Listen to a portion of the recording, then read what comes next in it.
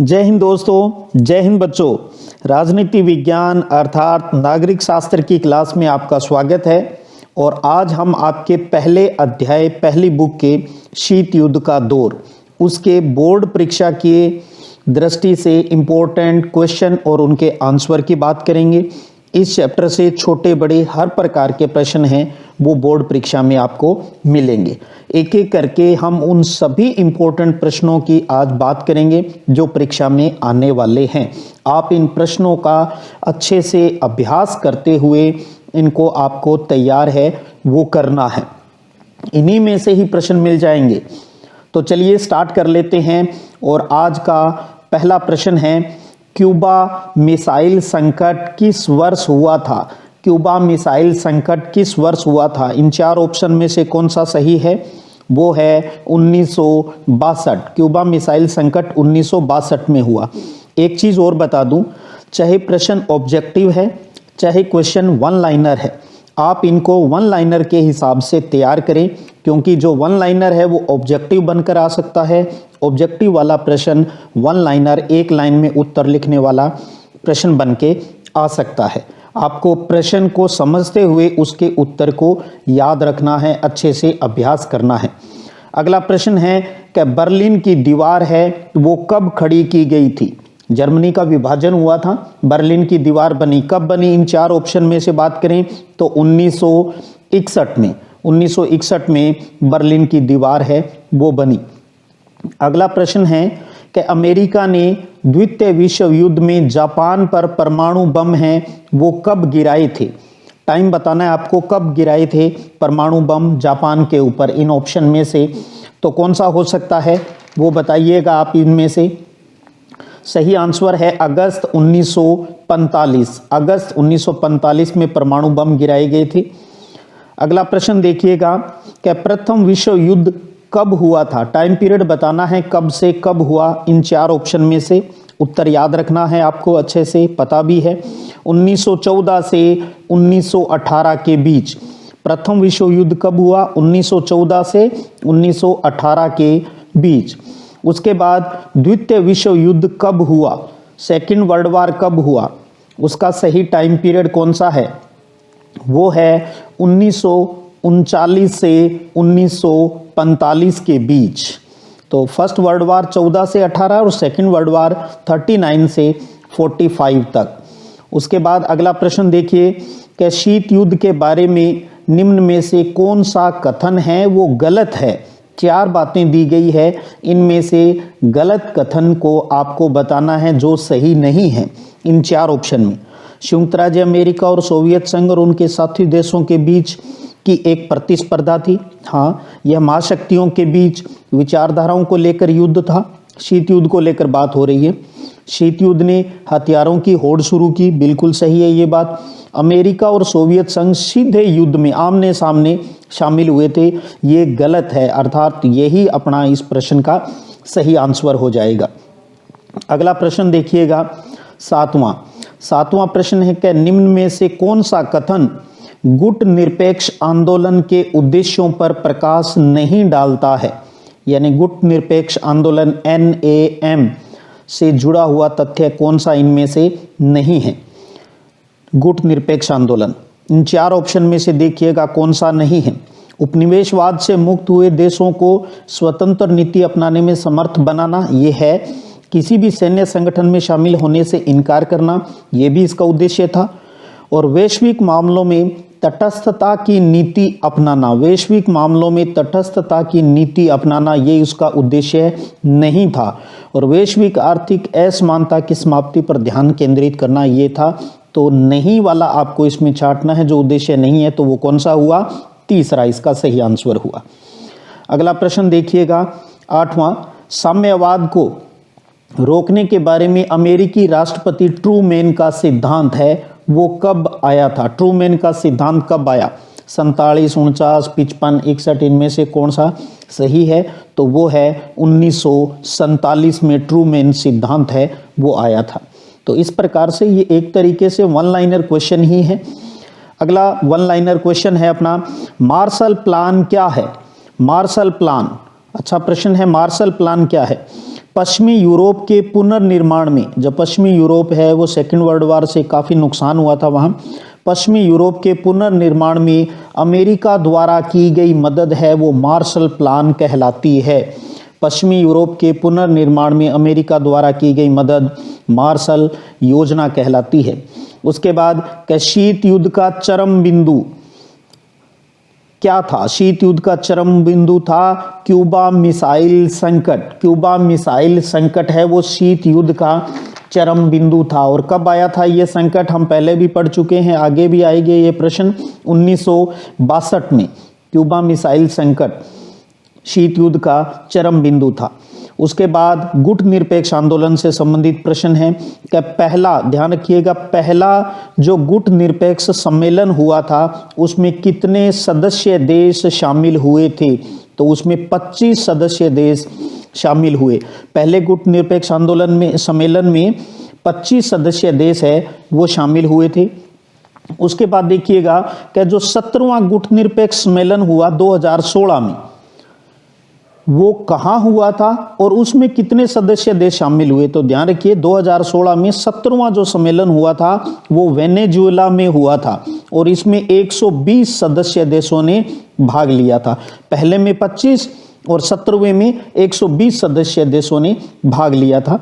अगला प्रश्न है कि पहला गुट निरपेक्ष जो सम्मेलन है वो कब और कहाँ हुआ था? 1961 में बेलग्रेड में। बहुत अच्छा प्यारा प्रश्न है। 1961 बेलग्रेड में पहला गुट निरपेक्ष सम्मेलन हुआ था जिसमें कितने सदस्य देशों ने भाग लिया था? 25। और 17वां सम्मेलन कहाँ हुआ था? वेनेजुएला में हुआ था 2016 में और उसमें 120 सदस्य देशों ने भाग लिया था। अगला प्रश्न देखिएगा कि किसने एशिया, अफ्रीका और लैटिन अमेरिका के 9 स्वतंत्र देशों को एक तीसरा विकल्प दिया? और तीसरा विकल्प कौन सा है? गुट निरपेक्षता। तीसरा मतलब न तो साम्यवादियों की तरफ जाना और न ही पूंजीवादियों की तरफ जाना, गुट निरपेक्षता तीसरा विकल्प दिया नए जो आजाद देश थे उनको।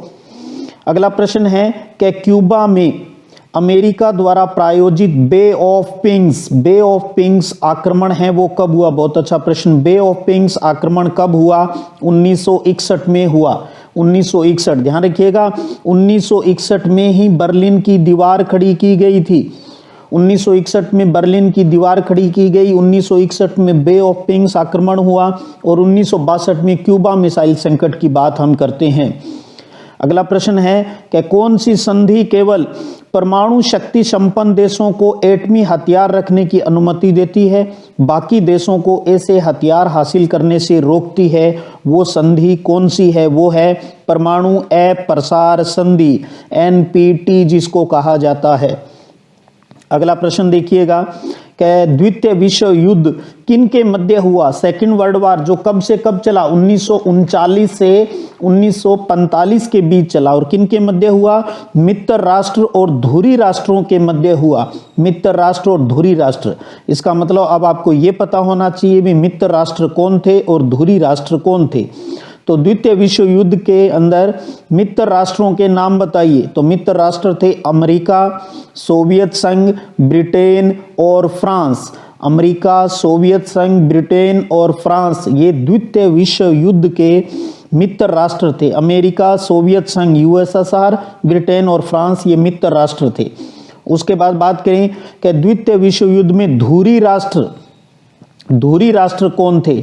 धुरी राष्ट्रों की बात करें तो जर्मनी, जापान और इटली। जर्मनी, जापान और इटली है वो धुरी राष्ट्र थे। जर्मनी, जापान और इटली। अच्छा प्रश्न निकलता है, इस प्रकार के प्रश्न आते रहे हैं बोर्ड परीक्षा में। उसके बाद है कि अमेरिका ने द्वितीय विश्व युद्ध में जापान के किन 2 शहरों पर परमाणु बम गिराए थे? अगस्त 1945 के अंदर 2 शहरों हिरोशिमा और नागासाकी के ऊपर परमाणु बम गिराए थे।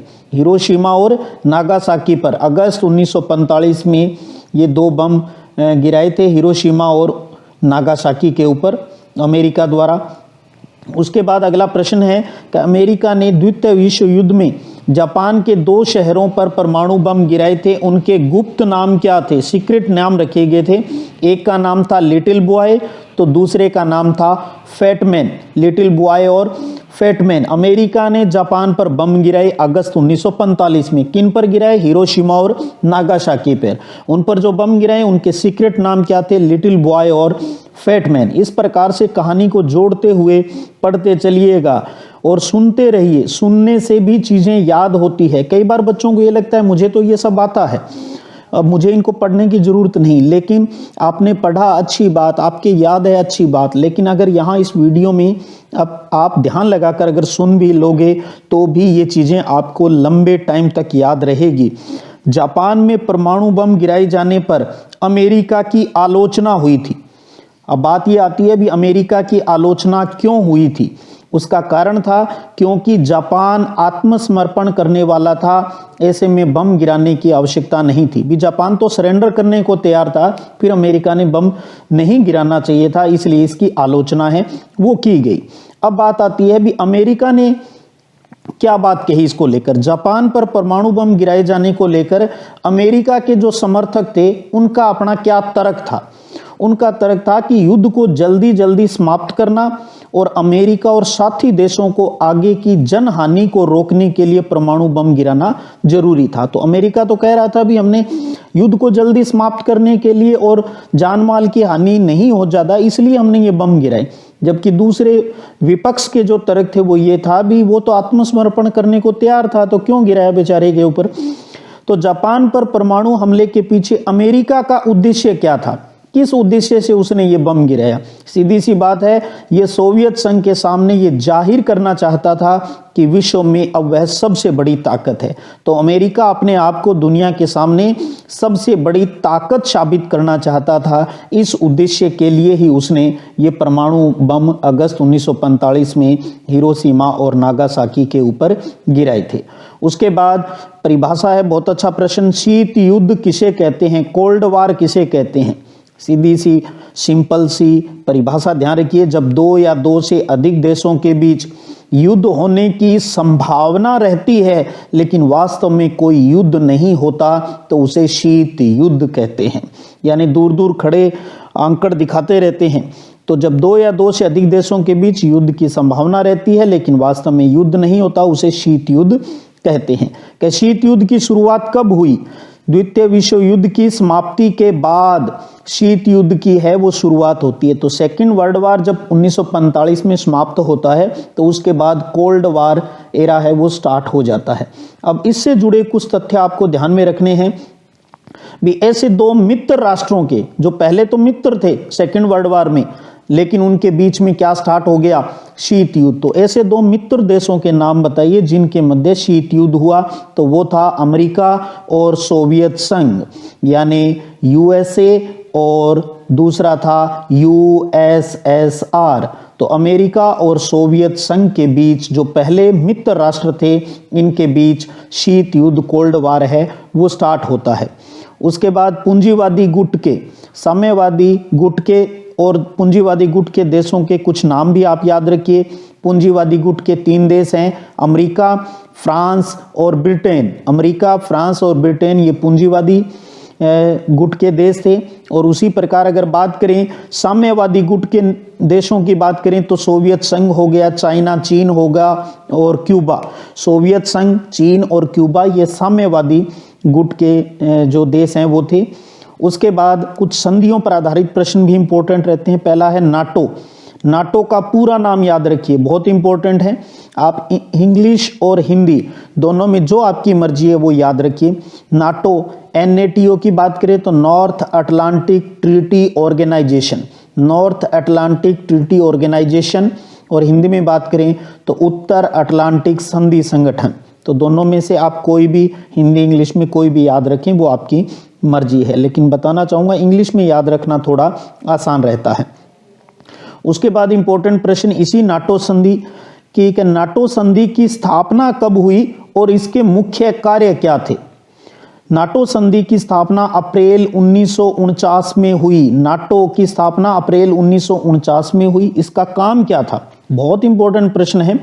इसका था भी इस संधि में शामिल देशों में से किसी एक पर भी हमला होता है तो संधि में शामिल दूसरे देश भी इसे अपने ऊपर हमला मानेंगे और एक दूसरे की मदद करेंगे।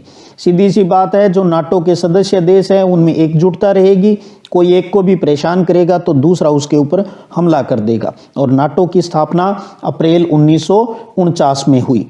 उसके बाद अगला प्रश्न देखिएगा, इसके नाटो के एवज में एक संधि और हुई, वारसा संधि।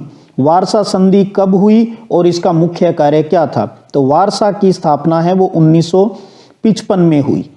1955 में वारसा संधि आई और इसका मुख्य कार्य था भी नाटो संगठन में शामिल देशों का यूरोप में मुकाबला करना। तो नाटो के विरोध में ये संधि आई थी। तो नाटो संगठन में शामिल देशों का यूरोप में मुकाबला करने के लिए वारसा संधि है वो आई थी। उसके बाद अमेरिका ने पूंजीवादी देशों को लेकर अप्रैल 1949 में कौन सी सैन्य संधि की? ऊपर वाला प्रश्न रिपीट है एक तरीके से, और वो है नाटो संधि की थी। अप्रैल 1949 में किसने की? अमेरिका ने अपने पूंजीवादी देशों को लेकर, भी पूंजीवादी समर्थक जो देश थे उनको शामिल करते हुए नाटो की स्थापना की। उसके बाद है कि नाटो संधि के जवाब में सोवियत संघ द्वारा पूर्वी यूरोप के साथ कौन सी सैन्य संधि की थी? तो वो संधि थी वारसा सैन्य संधि, वारसा पैक्ट आया था। तो नाटो संधि के जवाब में सोवियत संघ ने पूर्वी यूरोप के साथ वारसा संधि की थी 1955 के अंदर। उसके बाद आता है कि गुट निरपेक्षता से क्या अभिप्राय है? जैसे शीत युद्ध की परिभाषा और गुट निरपेक्षता की परिभाषा याद होनी चाहिए। इसका मतलब है गुट निरपेक्षता दोनों महाशक्तियों यानी अमेरिका और सोवियत संघ में से किसी भी गुट में शामिल न होने की नीति है, वो गुट निरपेक्षता है। तो दोनों महाशक्तियों में से किसी भी गुट में शामिल न होने की जो नीति होती है वो गुट निरपेक्षता कहलाती है। उसके बाद अगला प्रश्न है कि नव अंतरराष्ट्रीय आर्थिक व्यवस्था का मुख्य लक्ष्य क्या था? इसका मुख्य लक्ष्य क्या था? तो अल्प विकसित देशों का अपने संसाधनों पर नियंत्रण होगा इससे, और पश्चिमी देशों के बाजार तक उनकी पहुंच होगी। ये इनका मुख्य लक्ष्य था। तो नव अंतरराष्ट्रीय आर्थिक व्यवस्था का प्रमुख लक्ष्य था भी अल्प विकसित देशों का अपने संसाधनों पर कंट्रोल होगा और पश्चिमी देशों के बाजार तक उनकी पहुंच होगी। उसके बाद है कि अस्त्र नियंत्रण हेतु महाशक्तियों ने किन 3 संधियों पर हस्ताक्षर किए? 3 संधियों के नाम बताने हैं। तो एक है सीमित परमाणु परीक्षण प्रतिबंध संधि, जिसे LTBT कहा जाता है। दूसरी है सामरिक अस्त्र परिशमन वार्ता, साल्ट कहा जाता है शॉर्टकट। और तीसरा है सामरिक अस्त्र न्यूनीकरण संधि, स्टार्ट। अगर आपको हिंदी में ये बाई चांस पूरे नाम याद नहीं रहे तो आप इंग्लिश वाले LTBT, साल्ट और स्टार्ट ये भी आप लिख सकते हो, तब भी उत्तर सही माना जाएगा। लेकिन कोशिश करें इनके पूरे नाम आपके याद रहे। तो अस्त्र नियंत्रण हेतु महाशक्तियों ने 3 संधियां LTBT, साल्ट और स्टार्ट है वो की। उसके बाद अगला अच्छा प्रश्न है परिभाषा का ही, अवरोध किसे कहते हैं? अवरोध किसे कहते हैं? अवरोध जिसका मतलब होता है रोक और संतुलन। जब दोनों पक्ष विनाश करने में समर्थ हो तो कोई भी पक्ष युद्ध का खतरा नहीं उठाना चाहता, क्योंकि जैसे USA और USSR की बात करें, दोनों ही बहुत ही स्ट्रॉन्ग ताकतवर देश थे, परमाणु हथियार इनके पास थे, तो आमने सामने दोनों ही नहीं लड़ना चाहते थे, कोई युद्ध का खतरा नहीं लेना चाहता था। तो यही अवरोध कहलाता है। तो जब दोनों पक्ष विनाश करने में समर्थ हो, कोई भी पक्ष युद्ध का खतरा नहीं उठाना चाहता, तो उसे ही अवरोध कहा जाता है, अर्थात रोक और संतुलन। उसके बाद एक क्यूबा मिसाइल संकट का अच्छा प्रश्न है कि क्यूबा मिसाइल संकट जो 1962 में आया था, क्यूबा, अमेरिका और सोवियत संघ का नेतृत्व कौन कर रहा था? तो ध्यान रखिएगा, क्यूबा का उस टाइम जो नेतृत्व कर रहे थे वो थे फिदेल कास्त्रो। अमेरिका की बात करें तो Kennedy, John F Kennedy. Soviet संघ की बात करें तो निकिता क्रुश्चेव। तो कास्त्रो, कैनेडी और क्रुश्चेव ये तीनों नेतृत्व कर रहे थे अपने अपने देश का। क्यूबा से कास्त्रो, अमेरिका से कैनेडी और सोवियत संघ से क्रुश्चेव। अच्छे से दिमाग में रखिएगा इन प्रश्नों को। उसके बाद है अमेरिका ने स्वतंत्रता की लड़ाई है वो कब हुई थी? 1787 में। 1787 में अमेरिका में अपनी आज़ादी की लड़ाई लड़ी थी। उसके बाद अगला प्रश्न है कि छोटे देशों के महाशक्ति से जुड़ने के क्या कारण थे या क्या लाभ थे। बहुत अच्छा प्रश्न है। छोटे देश है वो महाशक्तियों से भी यूएसए और यूएसएसआर से क्यों जुड़ना चाह रहे थे, क्या लाभ उनके थे। तो एक तो था उन्हें सुरक्षा का वादा मिल रहा था, दूसरा उन्हें हथियार मिल रहे थे और तीसरा आर्थिक मदद मिल रही थी। तो सुरक्षा का वादा, हथियार मिल रहे थे और आर्थिक मदद, पैसे मिल रहे थे, इसलिए छोटे देश महाशक्तियों से जुड़ना चाहते थे। अगला प्रश्न है कि सीमित परमाणु परीक्षण संधि एलटीबीटी की बात करें तो उनके बारे में आप क्या जानते हो। तो इस प्रकार के प्रश्न भी बोर्ड परीक्षा में आते रहे। एलटीबीटी के बारे में आप क्या जानते हो।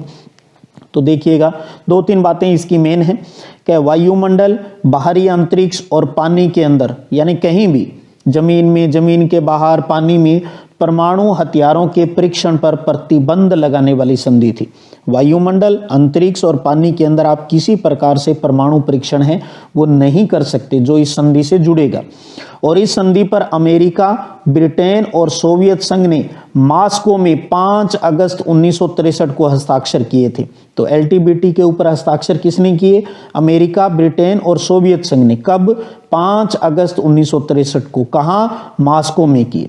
और ये संधि लागू कब हुई?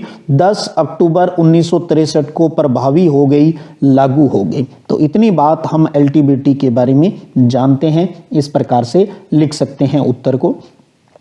अगला प्रश्न है, प्रश्न समझिएगा, सुपर डुपर इंपॉर्टेंट, आना ही है, कोई नहीं रोकेगा इस प्रश्न को।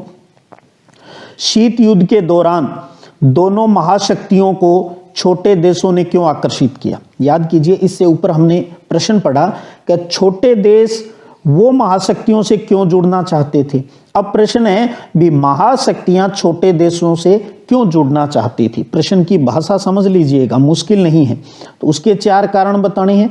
अथवा प्रश्न इस प्रकार से आ सकता है कि महाशक्तियां छोटे देशों के साथ सैन्य गठबंधन क्यों रखना चाहती थी, कोई 4 कारण बताइए। प्रश्न कैसे भी आ जाए, महाशक्ति छोटे देश से क्यों जुड़ना चाहती थी, मुद्दा ये है। उसके 4 प्रमुख कारण या महाशक्तियों के फायदे क्या हैं, ये प्रश्न बनता है।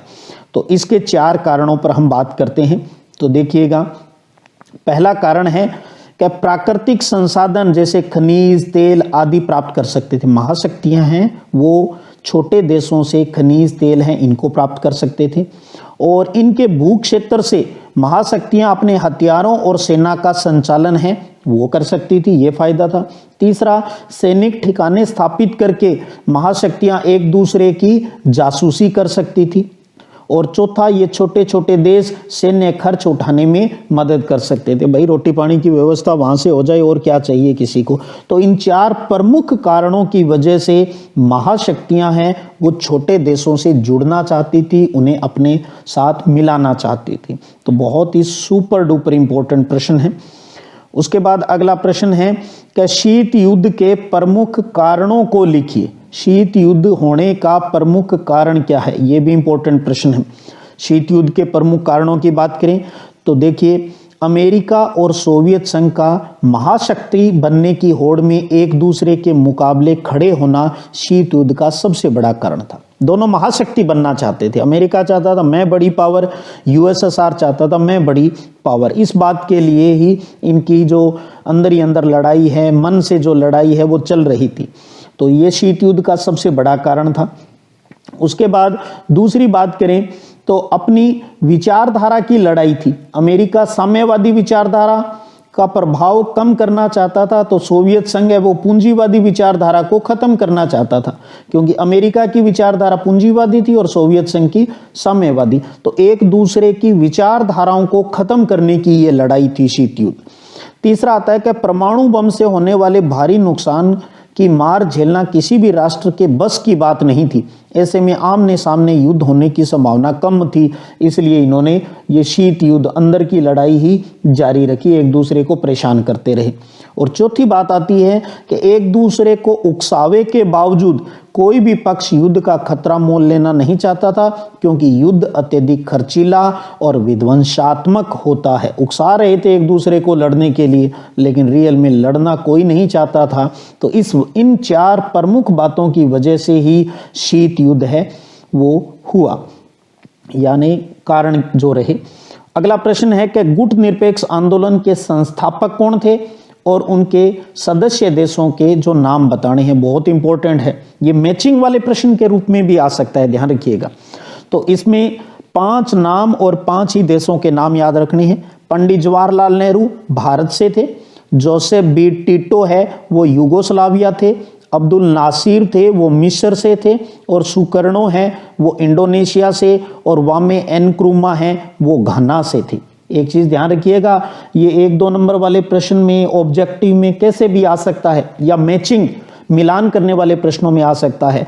तो 5 गुट निरपेक्ष आंदोलन के संस्थापक देश और उनके संस्थापना करने वालों के नाम, नेहरू भारत से, टिटो युगोस्लाविया से, नासिर मिस्र से, सुकर्णो इंडोनेशिया से, और एनक्रुमा है वो घाना से थे। बहुत इंपॉर्टेंट प्रश्न। अगला प्रश्न है कि शीत युद्ध के दायरे से क्या अभिप्राय है? शीत युद्ध का दायरा किसे कहते हैं और 2 दायरों के नाम बताइए। तो शीत युद्ध के दायरे से अभिप्राय है कि विश्व स्तर पर विभिन्न देशों का विरोधी गुटों में बंट जाना, विरोधी गुटों में बंट जाना है और उनके मध्य तनाव और युद्ध की स्थिति उत्पन्न होना है। तो 2 गुटों में बंट जाना और उनके तनाव और युद्ध की स्थिति बने रहना, ये शीत युद्ध के दायरे कहलाते हैं। 2 दायरों की बात करें तो कोरिया युद्ध हुआ 1950 से 53 और क्यूबा मिसाइल संकट हुआ 1962 के अंदर। तो कोई भी 2 दायरे इस प्रकार से हम लिख सकते हैं। उसके बाद आता है क्यूबा मिसाइल संकट क्या था, उसको समझाइए। बड़े प्रश्न के रूप में ये पूछा जाएगा। छोटे छोटी बातें क्यूबा मिसाइल संकट की हम छोटे प्रश्नों में कर चुके हैं, तो ये बहुत इंपॉर्टेंट है डिटेल में बड़े प्रश्न के रूप में। तो देखिएगा, क्यूबा मिसाइल संकट यह शीत युद्ध से संबंधित एक प्रमुख घटना थी। क्यूबा एक छोटा सा द्वीपीय देश है जो अमेरिका के तट से लगा है। यह नज़दीक तो अमेरिका के है, लेकिन क्यूबा का जो जुड़ाव था वो सोवियत संघ से था, जो उसे वित्तीय मदद यानी पैसे भी मुहैया कराता था।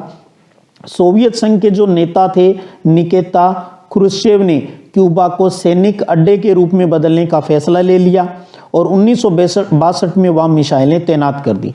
तब अमेरिका ने अपनी जंगी बेड़े को आगे कर दिया ताकि क्यूबा की तरफ जाने वाले सोवियत जहाज़ों को रोका जा सके, क्योंकि अमेरिका नाराज हो रहा था, अभी मेरे पड़ोस का क्यूबा है और तू सोवियत संघ कहाँ से आकर इस पर अपना पंगा है वो कर रहा है, ये तो गलत बात है। इन दोनों महाशक्तियों के बीच ऐसी स्थिति बन गई थी कि युद्ध होकर रहेगा। ऐसी घटना को क्यूबा मिसाइल संकट के नाम से जाना जाता है और इस क्यूबा मिसाइल संकट को हम शीत युद्ध का चरम बिंदु भी कहते हैं। और उसके बाद अगला बड़ा प्रश्न है कि शीत युद्ध से हथियारों की होड़ और हथियारों पर नियंत्रण, होड़ भी चल रही थी और नियंत्रण, ये दोनों ही प्रक्रियाएं पैदा हुई। इन दोनों प्रक्रियाओं के क्या कारण थे, तो बड़े प्रश्न के रूप में पूछा जा सकता है। तो इन दोनों प्रक्रियाओं के कारणों की बात करें तो एक तो है कि शीत युद्ध से हथियारों की होड़ से मतलब है कि पूंजीवादी गुट और साम्यवादी गुट दोनों ही एक दूसरे पर अधिक प्रभाव रखने के लिए अपने अपने हथियारों के भंडार बढ़ाने लगे, जिससे विश्व में हथियारों की होड़ है वो शुरू होगी। और दोनों गुट ये अनुभव करते थे कि यदि आमने सामने युद्ध होता है तो दोनों गुट को ही अत्यधिक हानि होगी और दोनों में से कोई भी विजेता बनकर नहीं उभर पाएगा, क्योंकि दोनों ही गुटों के पास परमाणु बम थे कि परमाणु बम चल गए तो बचेगा कौन। इसी कारण शीत युद्ध के दौरान हथियारों की कमी करने के लिए और हथियारों की मारक क्षमता कम करने के लिए हथियारों पर नियंत्रण की प्रक्रिया भी पैदा हुई। परमाणु हथियार बनाए अपनी सुरक्षा के लिए, फिर था भी अगर युद्ध हुआ और परमाणु बम चल गए तो फिर बचेगा कौन, तो फिर उन्होंने सोचा भी इन पर नियंत्रण है वो भी होना चाहिए। ये सार निकलता है इस प्रश्न का। उसके बाद अगला प्रश्न है कि शीत युद्ध के दौरान भारत की अमेरिका और सोवियत संघ के प्रति विदेश नीति क्या थी, एक बात ये होगी। और इसी के साथ और क्या आप मानते हैं इस नीति में भारत के हितों को आगे कैसे बढ़ाया, तो 2 बातें इसमें आ रही है। तो शीत युद्ध के दौरान अमेरिका और सोवियत संघ के प्रति भारत की नीति क्या थी और उस नीति से भारत के हितों को आगे कैसे बढ़ाया।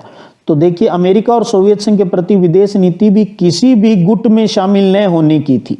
भी भारत न तो अमेरिका के साथ जाना चाहता था यानी पूंजीवादियों के साथ, न ही साम्यवादी यानी सोवियत संघ के साथ जाना चाहता था। और अपनी विदेश नीति में क्या लाया, वो गुट निरपेक्षता की नीति अपनाई इसके बदले में भारत ने। अब आता है भी इस नीति ने यानी गुट निरपेक्ष नीति ने भारत के हितों को कैसे आगे बढ़ाया। ऐसे भी प्रश्न पूछा जा सकता है भी गुट निरपेक्ष नीति ने भारत के हितों को आगे कैसे बढ़ाया। तो इसकी अगर हम बात करें तो इस गुट निरपेक्ष नीति के परिणाम स्वरूप भारत ऐसे निर्णय लेने में सक्षम रहा जो उसके हितों से संबंधित है, अपने फायदे के हिसाब से डिसीजन लेने में कामयाब रहा। दूसरा कि शीत युद्ध के समय भारत ने इस प्रकार की संतुलित भूमिका निभाई कि दोनों महाशक्तियों में से कोई भी न तो उस पर दबाव डाल सका और न ही उसकी उपेक्षा कर सका और न ही अपने गुट में शामिल होने के लिए बाध्य कर सका। तो भारत गुट निरपेक्ष नीति लेकर आया, अपना डिसीजन खुद करने लगा, दोनों ही महाशक्तियों से नहीं जुड़ा तो दोनों ही उस पर अधिक दबाव नहीं डाल पाई और न ही उनसे दूरी बना पाई, और भारत को इस गुट निरपेक्ष नीति का बहुत ही फायदा है वो मिलता है। फिर है प्रश्न कि भारत की गुट निरपेक्षता नीति की आलोचना भी हुई, इसके दो कारणों को लिखिए।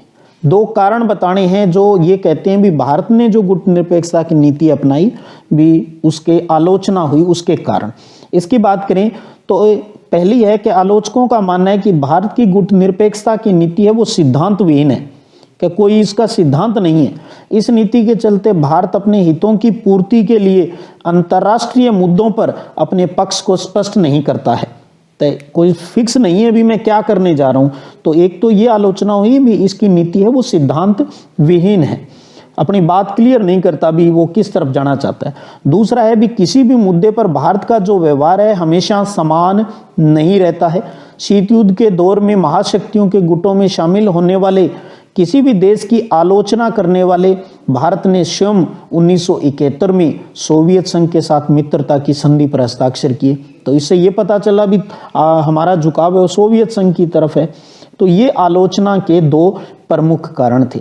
तो इस प्रकार आज आपने क्या जाना भी आपका शीत युद्ध का दौर जो चैप्टर है इसके अंदर किस प्रकार के इंपॉर्टेंट प्रश्न बनते हैं, कौन से आने की बोर्ड परीक्षा में संभावना रहेगी। आप विश्वास कीजिए आपके बोर्ड परीक्षा में प्रश्न इन्हीं के इर्द गिर्द आपको रहेंगे।